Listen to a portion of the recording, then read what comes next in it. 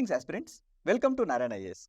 In this session of daily news analysis, we have picked up certain articles from the Hindu as well as Indian Express.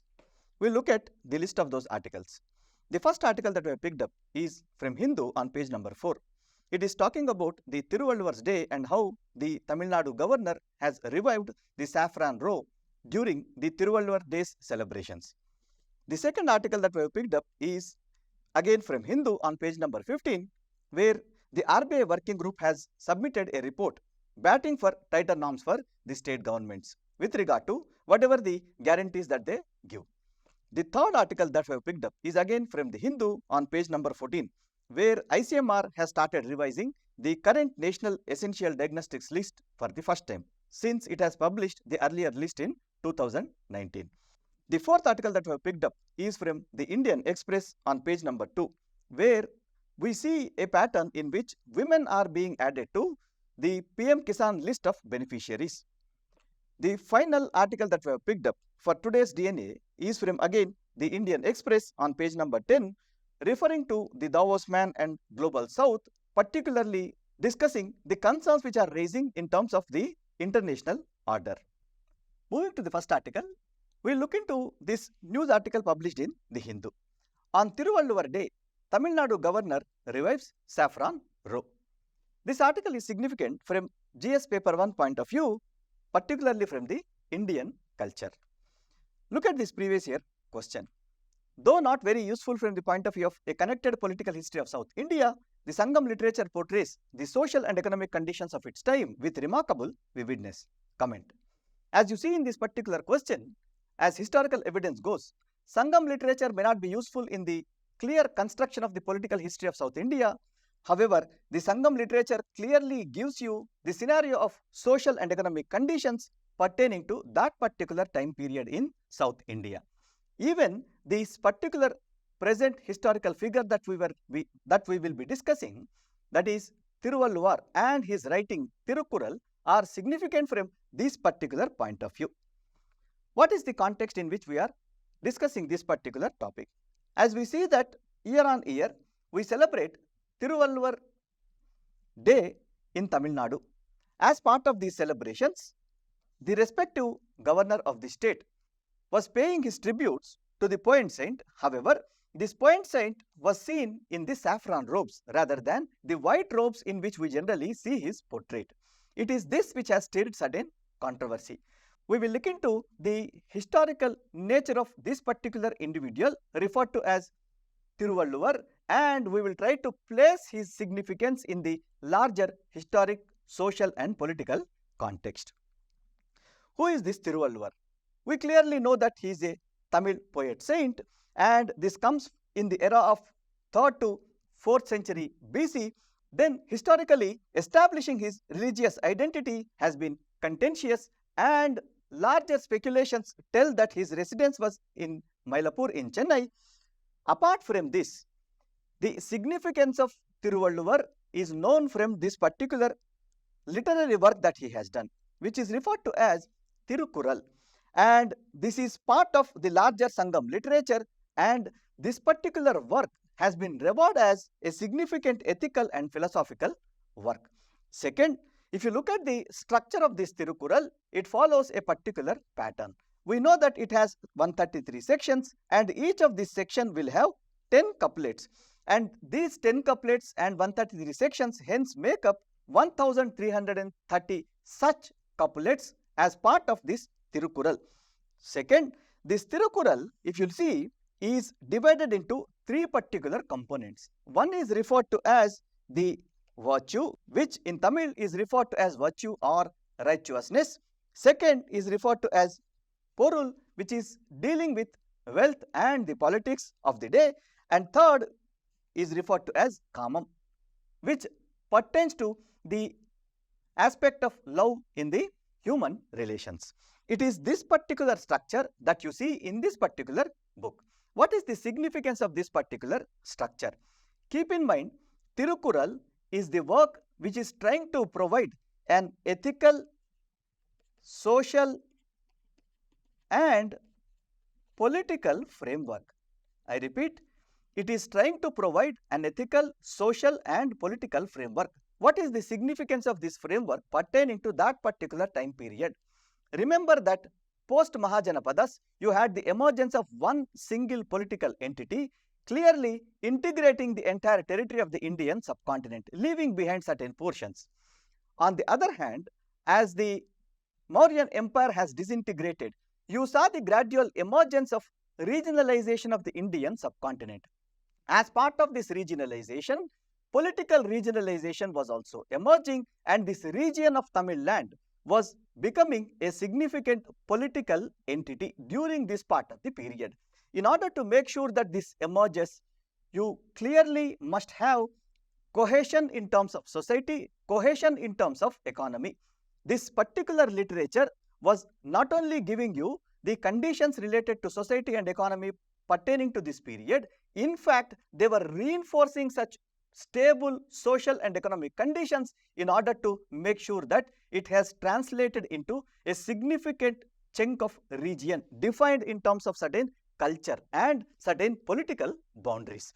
It is this which makes it very, very significant. Now we will look at certain historical and socio-political context.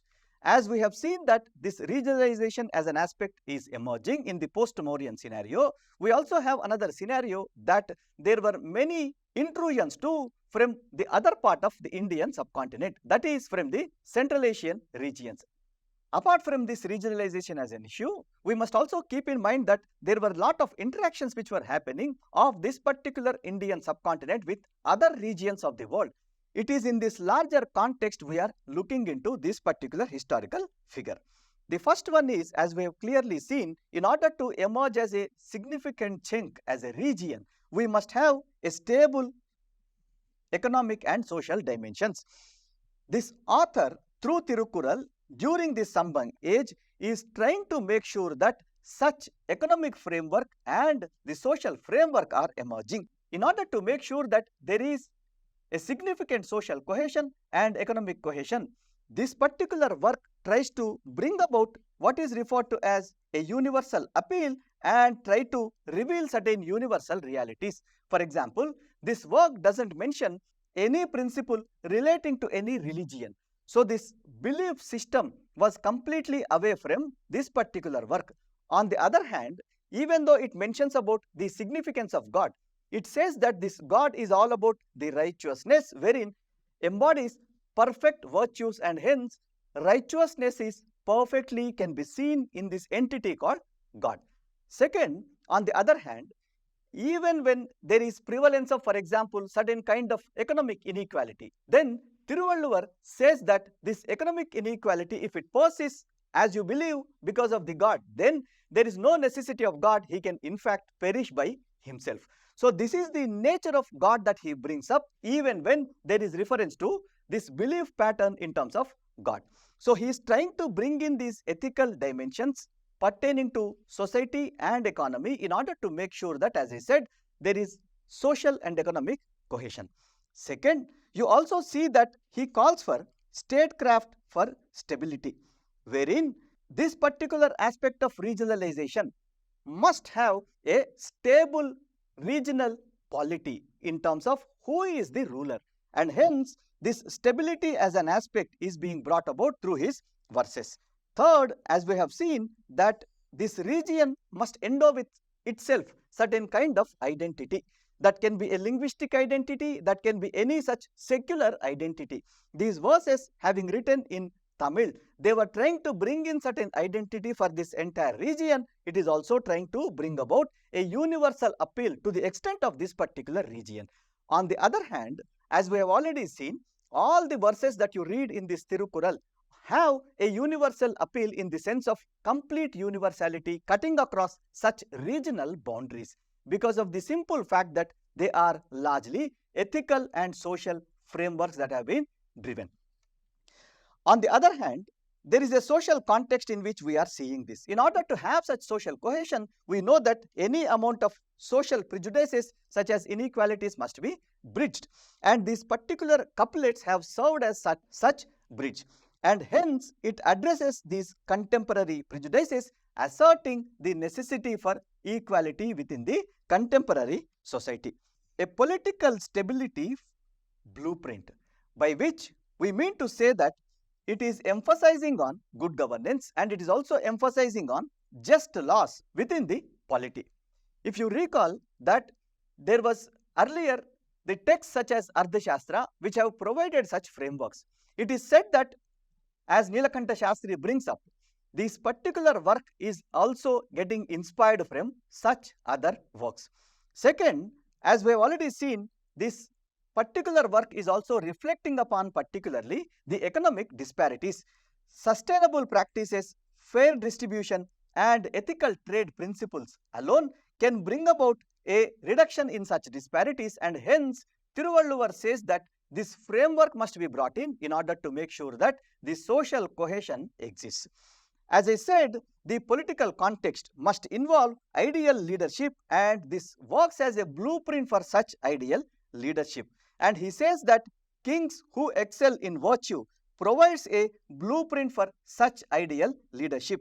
Second, it also lays an importance over diplomacy and how this diplomacy bring about peaceful engagement with other such polities and hence establishes this region as one peaceful regional political entity. And then by and large, the stability of such polity would be possible only when justice and stability prevail. As it is said, Tirukkural, by bringing about this social, political and historical context, is trying to lay down, as we have already seen, an ethical, political and human relational framework.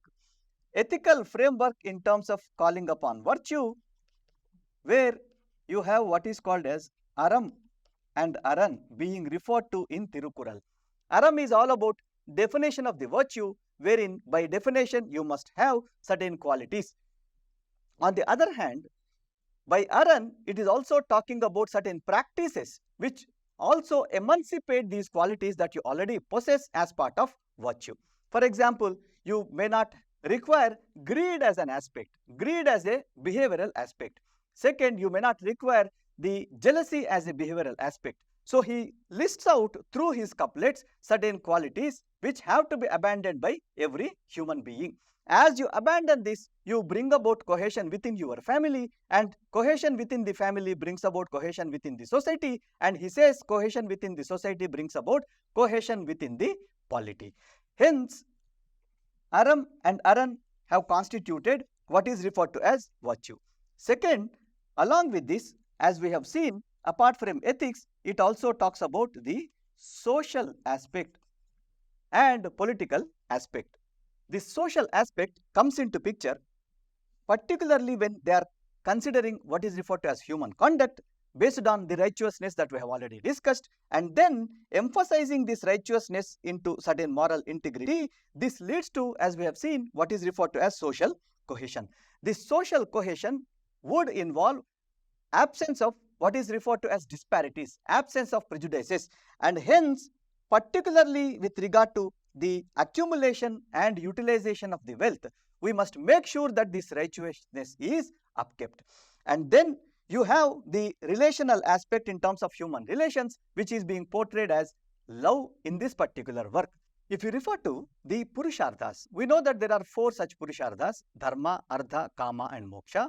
Tirukkural has deliberately avoided any discussion over this final aspect of Purushartha referred to as Moksha, which is what in fact salvation is, freeing one from the aspects of birth and death.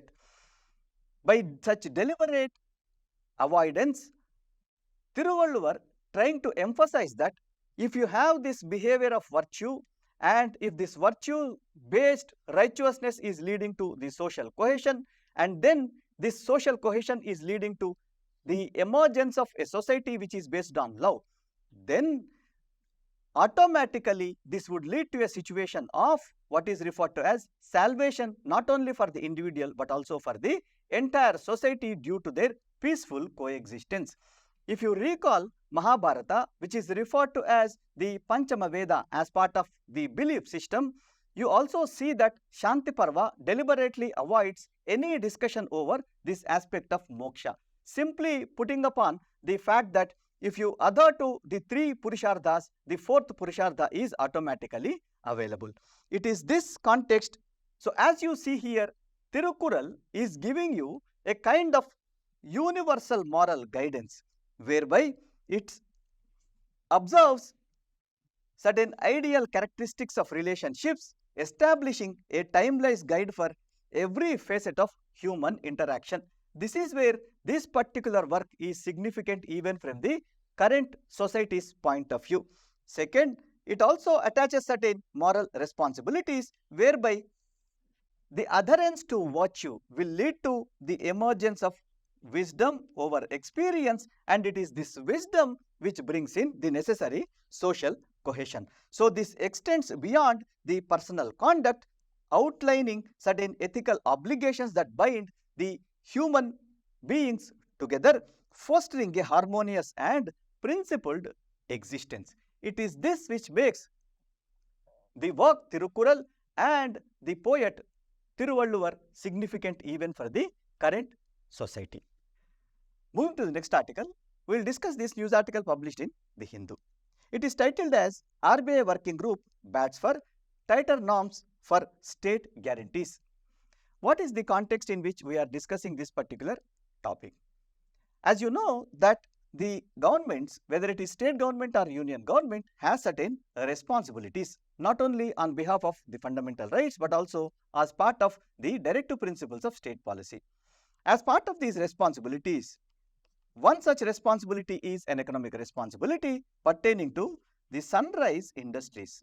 And the sunrise industries need certain backing from the government.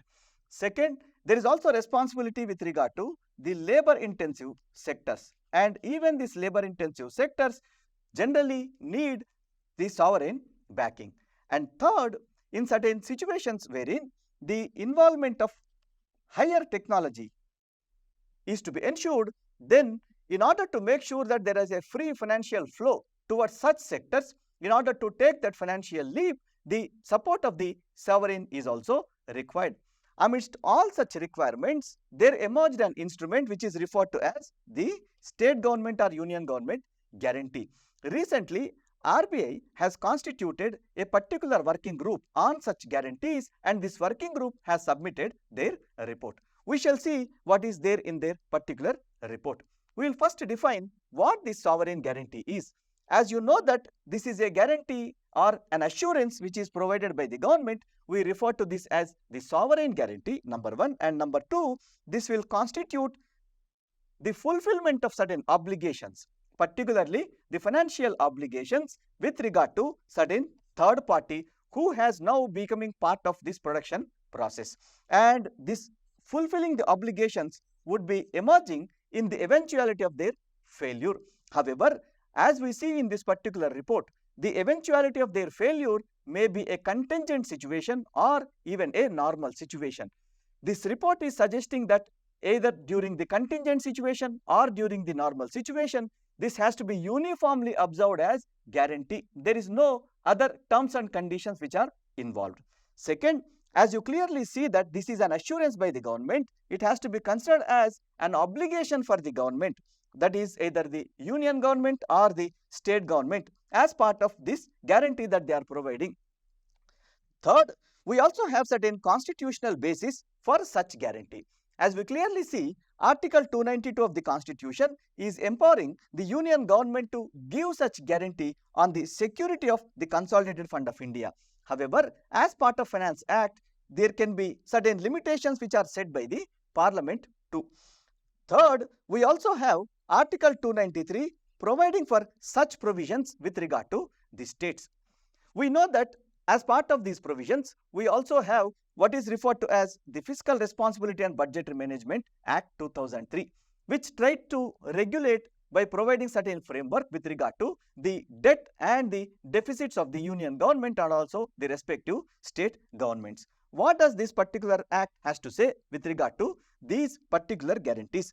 The act and its rules limit such guarantees to be provided by the respective state governments to a mere 0.5% of GDP for one single financial year which is under consideration.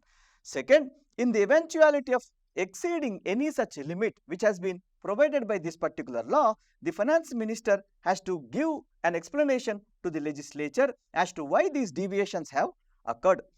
However, this particular guarantees clearly, as we have already seen, pertaining to those three particular categorizations have certain fundamental objectives to be fulfilled. Whenever there is involvement of, for example, deeper technology required to produce something, then there will be a consequence of what is referred to as viability gap with regard to the funding. So, in order to make the project viability, then the government would step in as sovereign while guaranteeing such viability gap through their own funding or by providing an assurance to the respective financial institutions which are providing such funding. So, this project viability enhancement is the first objective in such economy where we are led by the private sector led growth.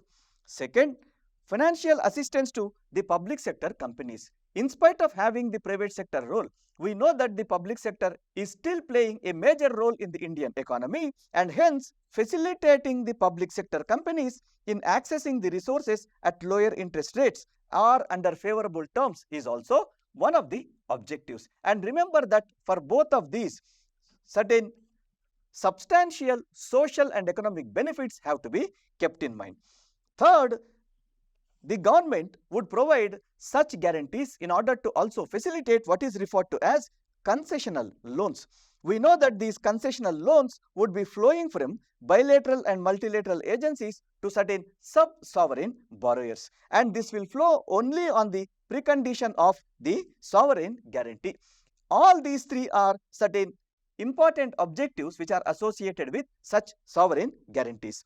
Moreover, the report also bats for formulating their own guarantee policy by the respective state governments, and while doing so, it bats for following the guidelines issued by the Government of India. Now, it issues certain guidelines with regard to, for example, loan coverage. As we have already seen that there are certain eligibility criteria that we have already discussed, wherein either it is a sunrise industry or there is involvement of a high critical technology in the production process, or even when there is labor intensive sectors, the government can provide such guarantees. Second, the loan coverage can be the another aspect where that guarantee can be there. Guarantees can cover only the main loan amount and regular interest, but not the late fees or any such penalty that will be imposed in the eventuality of certain breakdown in the payment of either principal or the interest. Second, it is not available for the loans from the external commercial borrowings, meaning such particular guarantees must be available only to the extent of the loans which are raising from the domestic resources.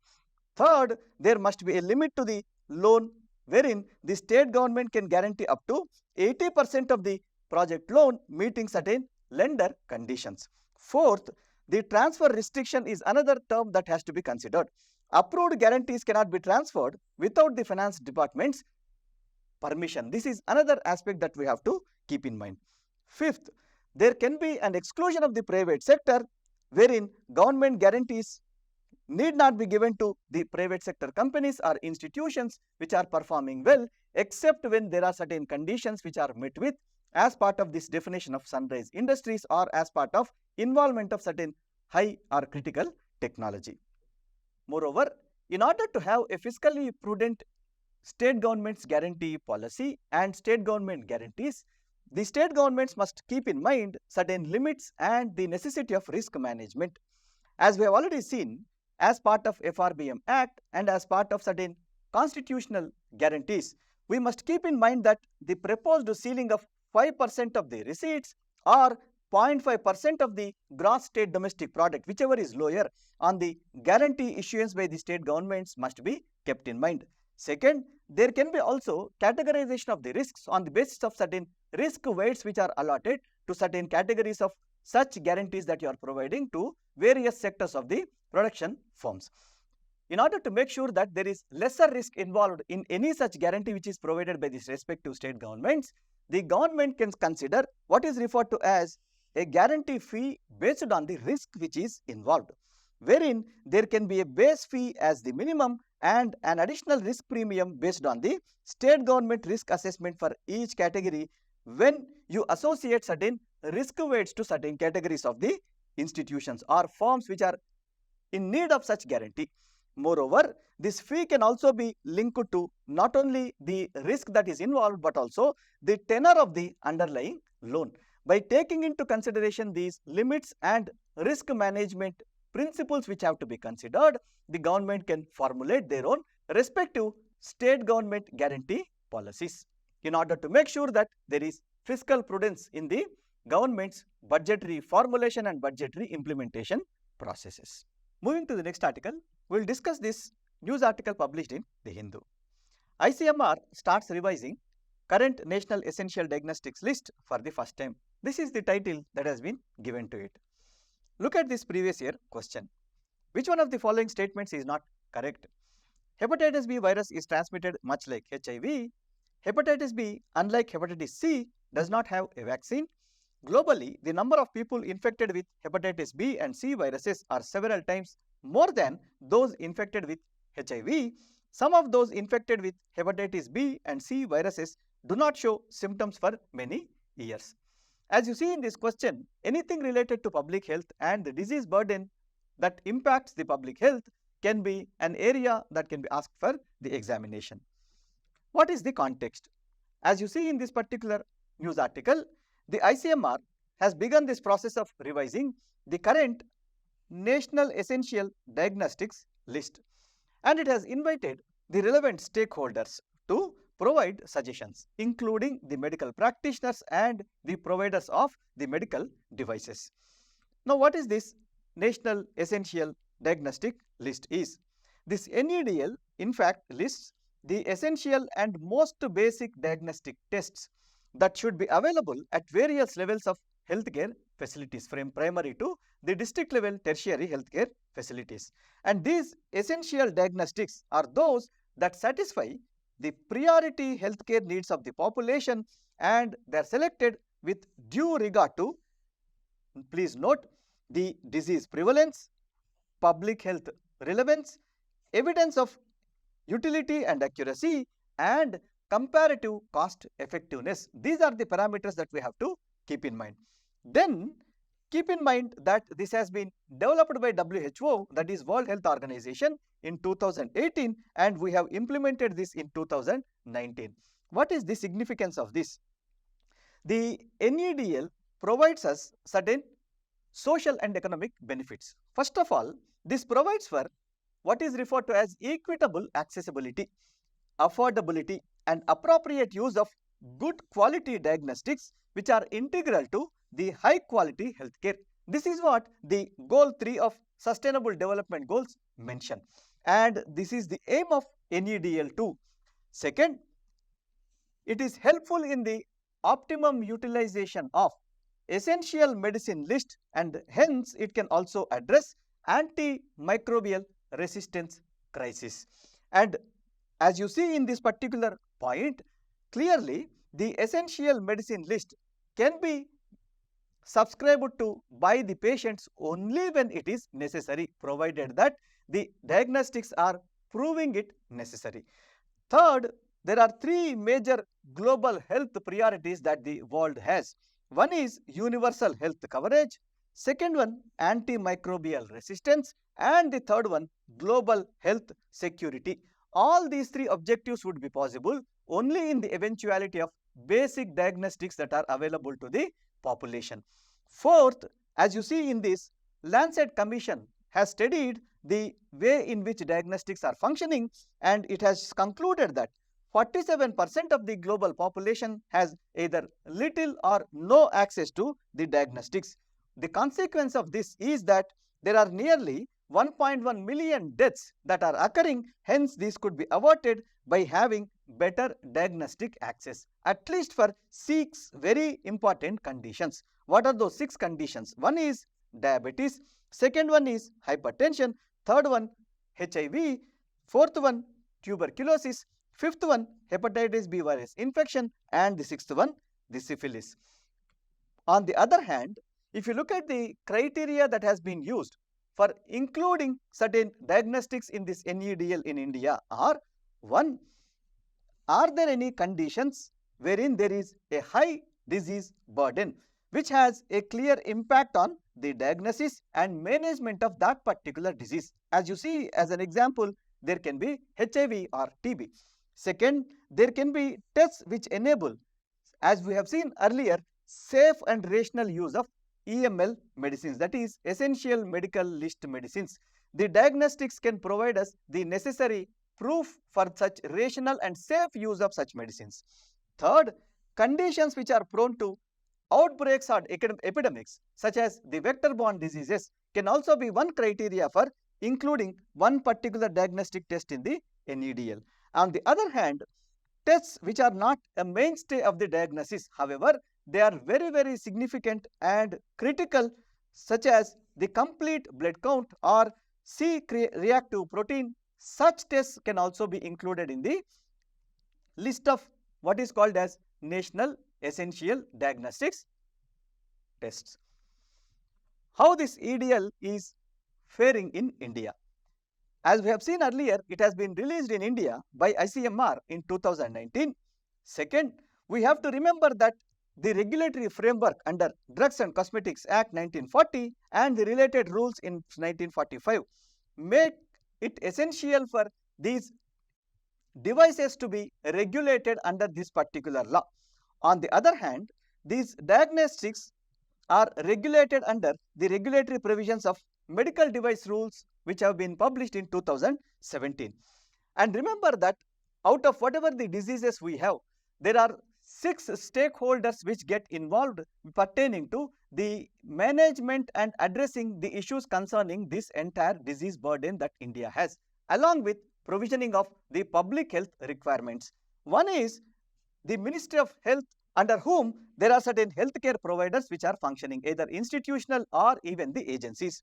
Second, there are certain disease programs which are sponsored by or initiated by the Ministry of Health. Third, there are certain laboratory services which are also provided by the Ministry of Health through its institutions. Fourth, there are certain programs which are implemented through international collaboration. Fifth, there are certain funding partners which are involved in such implementation of international programs or even the specific disease programs that the government is implementing. And sixth, there are certain technical partners too in this entire public health related matters. And amongst all these stakeholders, and if the stakeholders have to function rationally with regard to the provisioning of these public health requirements, it is essential to categorize whatever the diagnostics which are essential under the NEDL as part of this 6-fold classification based on stakeholders can be thought of. And this provides us rational use of these diagnostics, wherein either from the safety point of view or quality point of view or even from the cost effectiveness point of view, it would be beneficial for the government and for the achievement of public health related objectives. However, there are certain challenges with regard to this NEDL. One is, as union government is asking the states to implement this, the adoption by states and harmonizing in the implementation stage of these particular tests and the quality standards is one such concern we have. Second, provision of requisite infrastructure, required processes and the requisite human resources is also another challenge, looking at the massive scale at which this has to be implemented. Third, ensuring the quality of the tests, including the quality control matters, also another challenge which we have, because this requires essentially certain standardization, not only in terms of the tests but also in terms of medical devices that we are using. And fourth, we have certain issues with regard to the informed decisions pertaining to certain treatment protocols. And fifth, the current regulatory systems do not cover all the medical devices and all the in vitro devices. It is equipped to manage only few notified devices. This is another lacuna we have in the implementation stage. So what can be done here?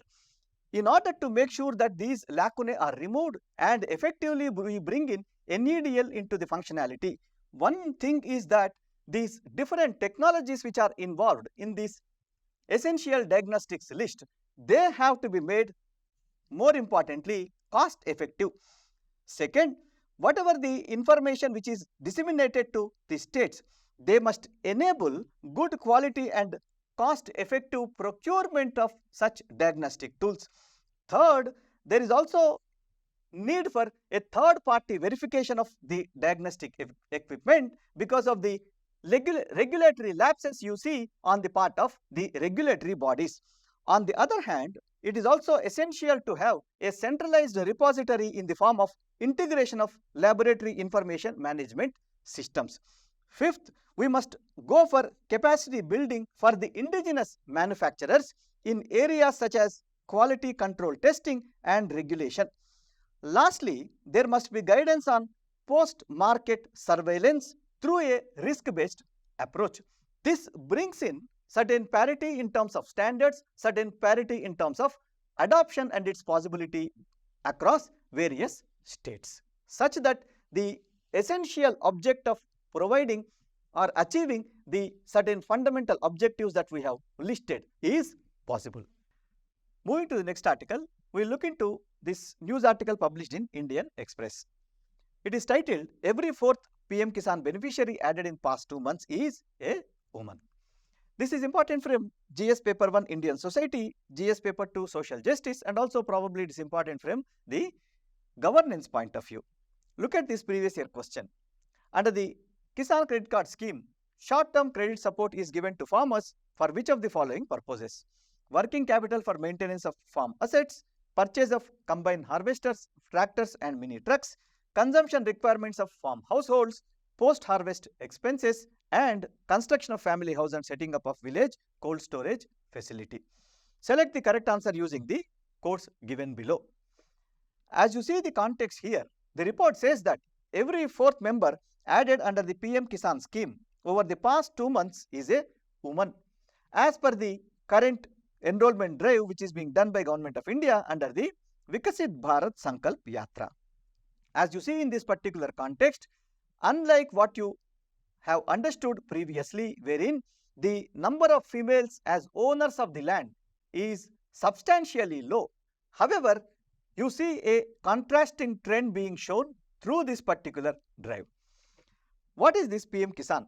We know that it's a central sector scheme and central government here transfers 6,000 rupees per year to the beneficiaries under the direct benefit transfer mode. We know that this has been launched in 2019 and there are beneficiaries in the form of farmers irrespective of the size of the lands, except that there are certain higher economic status induced individuals and institutional landholders are excluded from this particular scheme.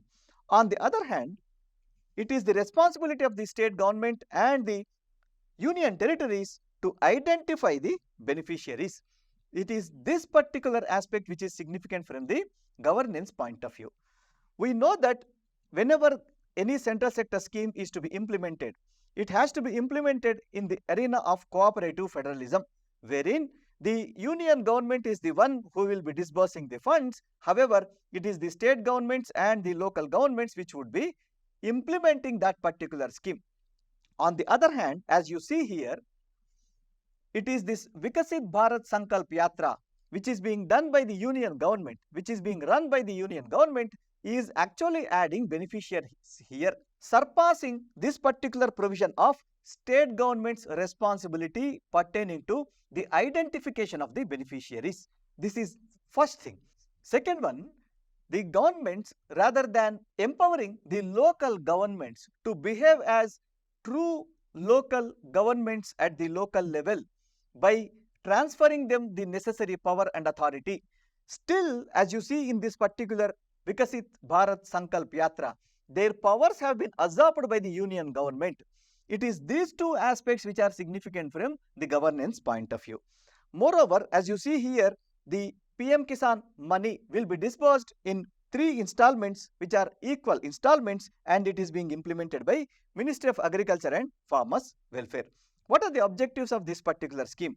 The scheme is aiming to supplement the financial needs of all landholding farmers' families in procuring various inputs to ensure proper crop health and appropriate yields which are commensurating with the anticipated farm income as well as for domestic needs.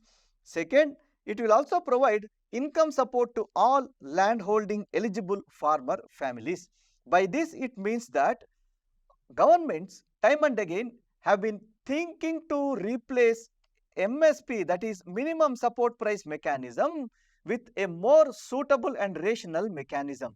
This MSP mechanism, many committees have suggested that this MSP mechanism must be replaced with a universal basic income based mechanism, such that the current distortions within the Indian agriculture can be addressed. It is in this context the PM-Kisan scheme has to be understood.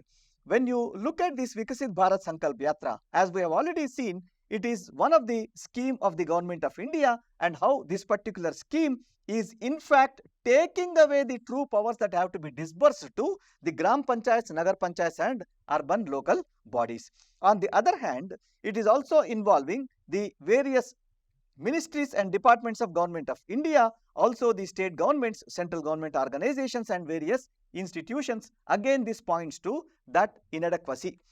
What are the findings of the report? As we have seen, every fourth member added is a woman, and the proportion of women among the newly added beneficiaries is clearly higher than the overall figure during the launch of this Vikasit Bharat Sankalp Yatra. Third, we have to also see the fact that there are few individuals who constitute the other category. This is something very, very significant. On the other hand, you observe as a pattern that there is an exceptional performance of northeastern states in terms of registering these women beneficiaries. For example, in 4 states, for example, Meghalaya, Manipur, Nagaland and Mizoram, women have outnumbered men in terms of beneficiary list. Alongside, except Arunachal Pradesh and Tripura in northeast, women beneficiaries in terms of proportion are better compared to all India average. This is another such significant pattern. The higher proportion of women beneficiaries in northeastern states, as this particular report suggests, is on the account of the matrimonial social structure.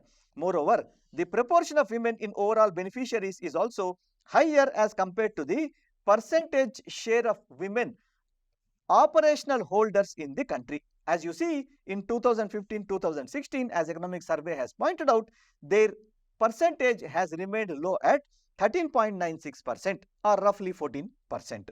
So, this women's participation in agriculture, as we have to understand, is as high as 80% in terms of livelihood. This is what is referred to as feminization of agriculture. This is something that is being subjected to certain change, wherein as you see that only 13% of them own land, there might be certain significant shift towards improvement in this ownership rights. Moreover, the patriarchal nature in the Indian society has decided, as you see, the distribution of land as a resource in the society. It is this which is being challenged by this particular report. Third, feminization of agriculture clearly means that there is higher reliance on agriculture for livelihood, particularly in rural areas. It is this which is actually subjecting to certain change and transformation. Moreover, the migration of men in search of livelihood is also leading to the rise of women's participation in agriculture, as Economic Survey in 2017-2018 has pointed out. But the translation of this into ownership over the land is what something very, very significant. Hence, the increased spending on women to improve their capacity could also lead to increased productivity in agriculture, as many social theorists have pointed out. So, it is this which can be made possible once this data becomes clearly evident in terms of ownership rights that have been attributed to the women. Moreover, low ownership of land ultimately, as you know, impacts their access to many development agencies which provide financial assistance and which steer the development activities. It is also possible that the inclusion of these women beneficiaries in the list of beneficiaries with respect to PM-Kisan scheme would clearly bring up their inclusion within the financial and the developmental inclusion. Moving to the next article, we will discuss this news article published in Indian Express, titled as Davos Man and Global South. This particular article is significant from the perspective that there is an increasing trend of deglobalization that you are seeing across the world. Number one. Number two, we also see increasing fissures between developed north and the developing south. It is this particular aspect that we will be discussing. Look at this previous year question. At the international level, the bilateral relations between most nations are governed on the policy of promoting one's own national interest without any regard for the interest of other nations.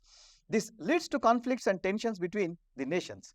How can ethical consideration help resolve such tensions? Discuss with specific examples. As you see in this question, whenever this chest-thumping nationalism or similar ideologies are emerging from the nation states, they promote the interest of that particular nation state, and it can be promoted even at the cost of the interest of other particular nation states. Hence, such tendencies can be again the basis for asking certain questions in the main examination. We shall see the context. Keep in mind that there are three pivotal summits that are occurring this particular week. One is the Summit of World Economic Forum, the second one is Summit of Non-Aligned Movement, and the third one is the G77 Summit. And all these three summits, in fact, are pertaining to the earlier ideologies of globalism and earlier ideologies of collectivism. However, as you see in this particular news article, he writes that these particular ideas are losing credibility. They are losing credibility because of number of factors. Apart from this, these summits also highlight the contrast between the agendas of India and China. Now look at what this globalization is and what this collectivism is.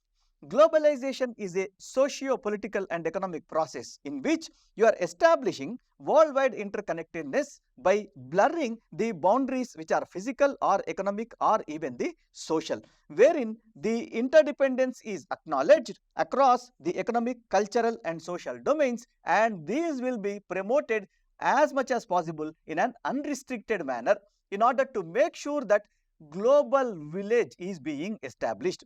On the other hand, collectivism is one such socio-political philosophy wherein it emphasizes group interests over the individual pursuits, whereby you are prioritizing the community welfare and shared ownership. It is these two which are in threat as you see the progress with which these particular summits are being debated. What is this World Economic Forum? Remember, this World Economic Forum has single pointed agenda. That single pointed agenda is to promote globalization. In order to promote this non-governmental organization, which is established on the basis of public-private sector collaboration in Geneva, is promoting what is referred to as entrepreneurship in global public interest, wherein it also upholds the highest standards of governance in order to make sure that there is collaborative effort to move towards such globalization possible. Collaborative effort not only from the public-private sector but also from the public sector to promote certain standardization in terms of market and politics. Second, they have the mission of improving the state of the world by engaging, as you see, all the stakeholders, particularly business, political, academic and other leaders of society, which shape the global, regional and industry agendas, wherein these agendas are having synchrony and synergy. On the other hand, as you see in the current scenario, there is loss of trust that is occurring over time, either due to conflict or due to other such factors, wherein because of this particular aspect, you have this theme of rebuilding trust amongst the nation states. So the entire effort was to move towards this. This organization, hence, in order to promote such globalization efforts, fostered public-private partnerships and it promotes stakeholder capitalism, wherein there is improvement in terms of competition within the market. Having seen the functionality of World Economic Forum, we look at this non-aligned movement. As you see here, its agenda is clearly collectivism that we have learnt earlier. As part of this agenda, the group which originated in 1955 through this Asia-Africa Bandung Conference in Indonesia has this principled stand of adhering to the national independence, adhering to territorial sovereignty and territorial integrity, as all the nation states adhere to these principles, there will be security of all these non-aligned countries which stayed away from the ideology of communism and the ideology of capitalism. It is this duality which was ruling then. Now, as part of this particular effort, their struggle of adhering to collectivism is also against these notions of imperialism, notion of colonialism, and notion of neo-colonialism and racism, and all such other forms of foreign subjugation. So it is thoroughly against all these colonial aspects of domination. On the other hand, it had memberships from 120 nation states, and there is a geopolitical landscape which makes this NAM significant, because it is existing as a forum for developing countries to address their common challenges and advocate their interests in the international stage. Third, we have this G77 group whose agenda is also collectivism. However, this agenda is thoroughly economic in nature. This was established in 1964 by 77 developing countries including India, as you know, and its membership is at 124 as you see now.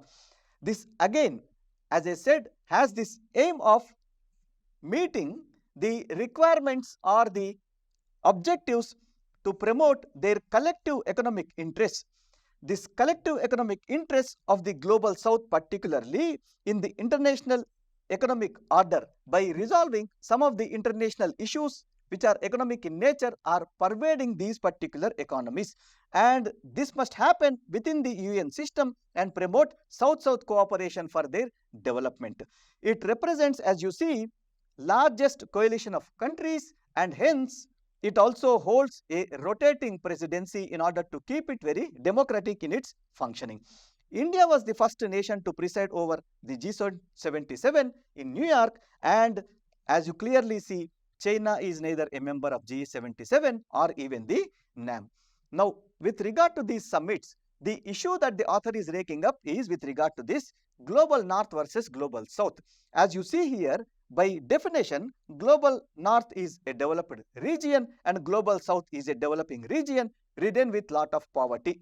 Second, its origin is within this Cold War era divisions. On the other hand, it emerged during the post-Cold War region, which got popularized particularly in 1980s. The development disparity with respect to which you see that higher levels of wealth and development could be seen in the developed south. On the other hand, you see that there are low levels of wealth and development in the global south.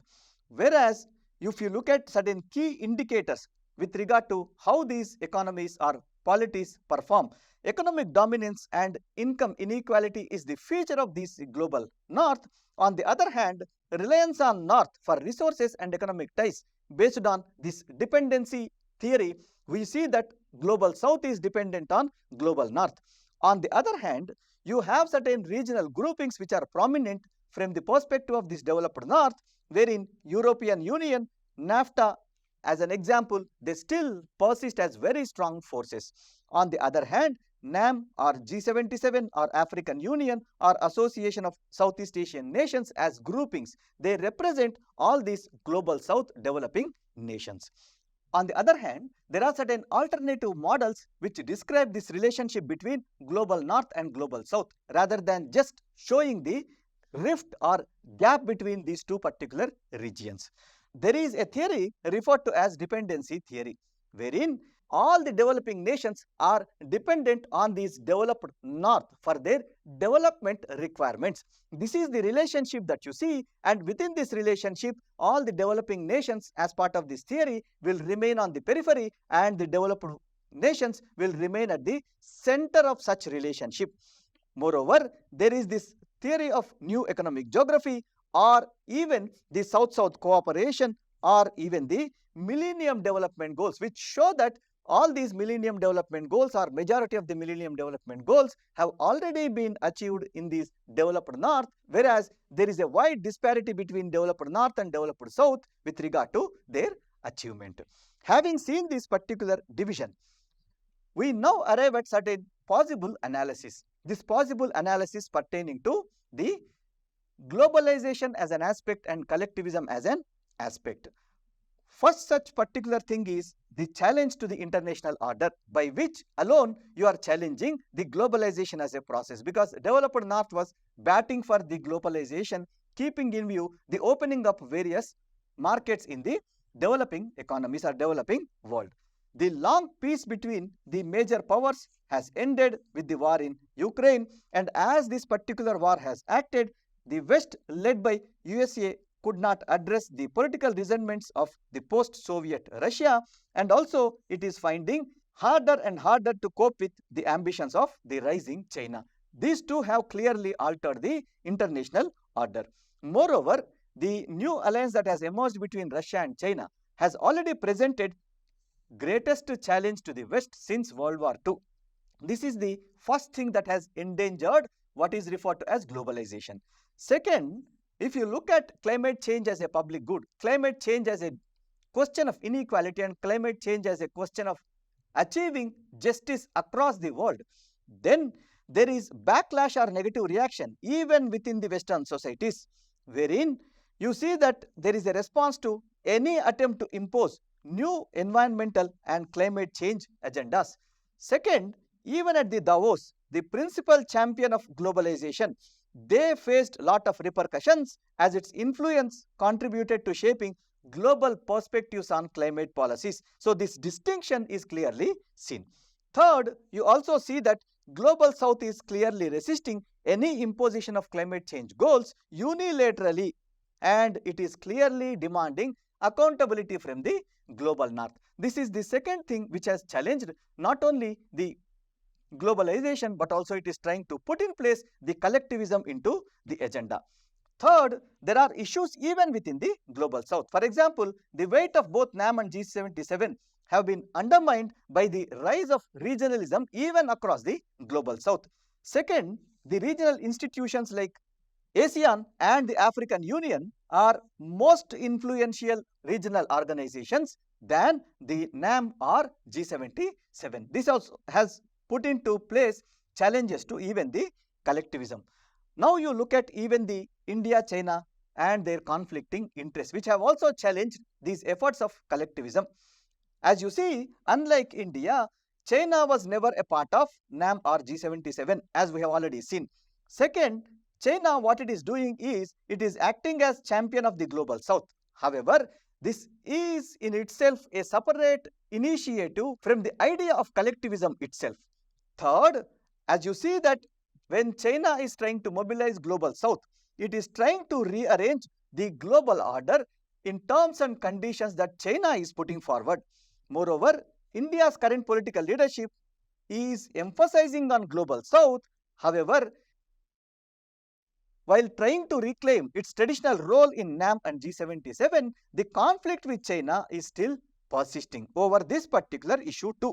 Apart from this, India is also lacking the necessary economic strength of China in terms of mobilizing whatever the faith that the Global South could have towards India.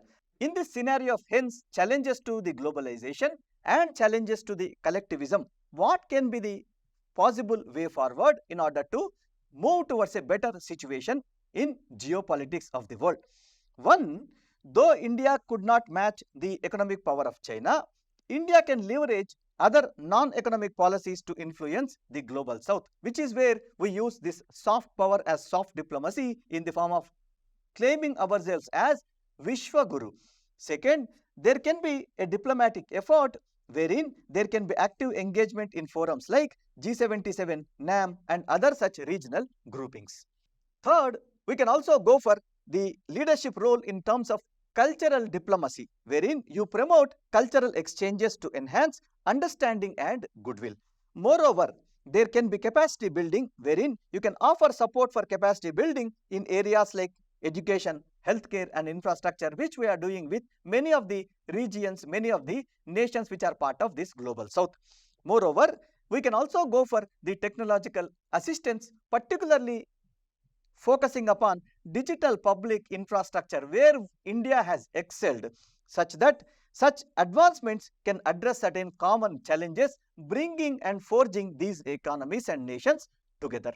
As this is done, we see that this geopolitical rift that you are seeing, at least amongst the global south, can be bridged, and this leadership role can give us a place in the global politics wherein we can bat on behalf of global south, even to bridge the rift that occurs and exists between global south and global north pertaining to globalization as a process.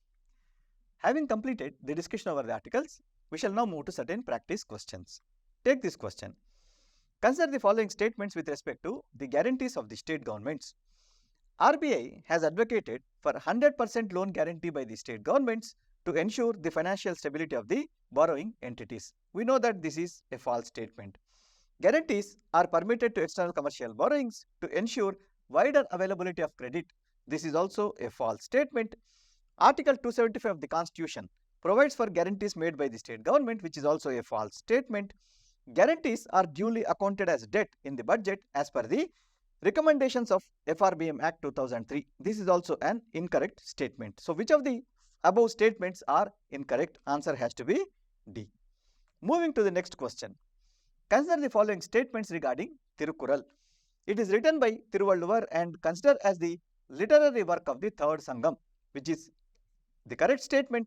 It comprises 133 sections of 10 couplets each, meaning 1330 couplets, which is also a correct statement. The core of Thirukural lies in its three divisions, Dharma, Artha and Jnana, which is a false or incorrect statement. How many of the above given statements are correct? As we know, only 2 statements. The third one, which of the following statements are correct about the PM-Kisan scheme? It is a centrally sponsored scheme where the contribution to the scheme is shared in the ratio of 60:40 by the central and state governments, which is a incorrect statement. There is no bar on the size of the land holdings in assessing the beneficiary of this scheme, which is a correct statement. Institutional land holders are excluded under the scheme, which is also a correct statement. Choose the correct option from the following. Answer has to be again B, 2 and 3 only. Look at this fourth question. Consider the following statements. Inclusive Development Index is released by the World Economic Forum, which is the correct statement. The Bandung Conference 1955 and its final resolution has laid the foundation for the non-aligned movement, which is also a correct statement. China is a member of both NAM and G77 group, which is an incorrect statement. Hence, choose the correct option from above, for which answer has to be again both 1 and 2 only. Take this final prelims question. Consider the following statements regarding National Essential Diagnostics List. First statement is, in India, medical diagnostics are regulated under the regulatory provisions of the medical device rules, which is a correct statement. NUDL helps in realizing universal health coverage, which is central to the goal 3 of sustainable development goals, which is also a correct statement, and hence answer has to be both 1 and 2. Take this mains practice question. Examine the strategic implications of the emerging global order, focusing on the challenges and opportunities for India and China in the context of global north-south divide. You can introduce answer to this particular question by writing a brief definition about the emerging global order and the global north, global south divide which is being seen. Moreover, you can also write about the challenges which are persisting for India, wherein you can discuss certain challenges like economic disparities, technological competition, and the emerging regional dynamics. On the other hand, you can also discuss certain opportunities which are available for India, wherein you can discuss opportunities for India like diplomatic alliances, economic growth, and climatic leadership.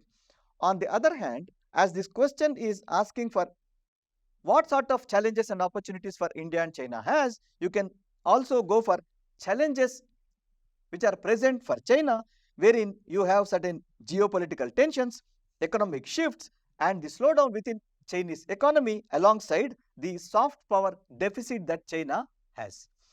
On the other hand, you can look for the opportunities for China, wherein China can go ahead with large-scale investments in various regions through initiatives like Belt and Road Initiative. Then it is also known for its technological leadership and multilateral cooperation. Given these challenges and opportunities for both India and China, you can conclude for this particular answer by summarizing the key challenges and opportunities, emphasizing the strategic imperatives for India and China in the evolving global order. Thank you for watching video. Please like, share and comment on the video, and don't forget to subscribe our channel. Thanks one and all.